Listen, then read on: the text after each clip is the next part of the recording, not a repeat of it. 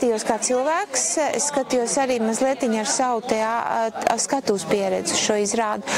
Un es teikšu, perfekti atstrādāts līdz detaļām, smalki atstrādāts, tehniski ļoti perfekti izstrādāt, scenogrāfija ļoti pārliecinoša. Vēstījums, tas ir, tur jāpadomā, tur ir jāpiedomā. Un tā ir izrāde, no kuras nevar aiziet, wow! Tā ir izrāde, no kuras jāiet prom ar domāšanu. Teikt tā, kad iespēja radīja un deva sajūtu absolūti viss. Gaismas, deja, teksts un arī to, ko aktieri iznes ārā uz skatuves. Bija ļoti grūti savaldīt emocijas skatoties.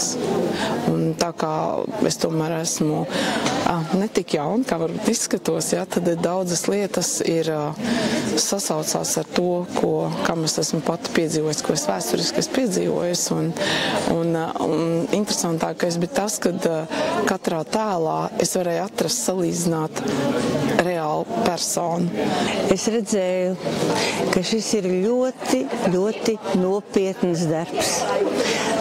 Nopietns darbs gan režisoram, gan aktieriem noteikti, visam pārējām radošajam kolektīvam.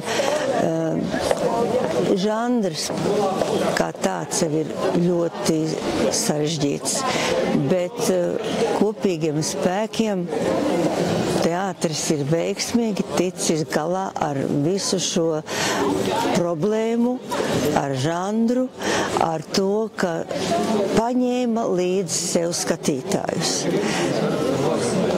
Sākot ar otro trešdaļu, izrāde palika arvien dzīvāk un iedarbojās. Un tas ir tas lielākais veiksmes stāsts, ka tik ļoti sarežģītu, ļoti nopietnu tēmu, žanru, izrādu un aktieru darbu kopīgi varējām baudīt un beigt ar stāvovācijām.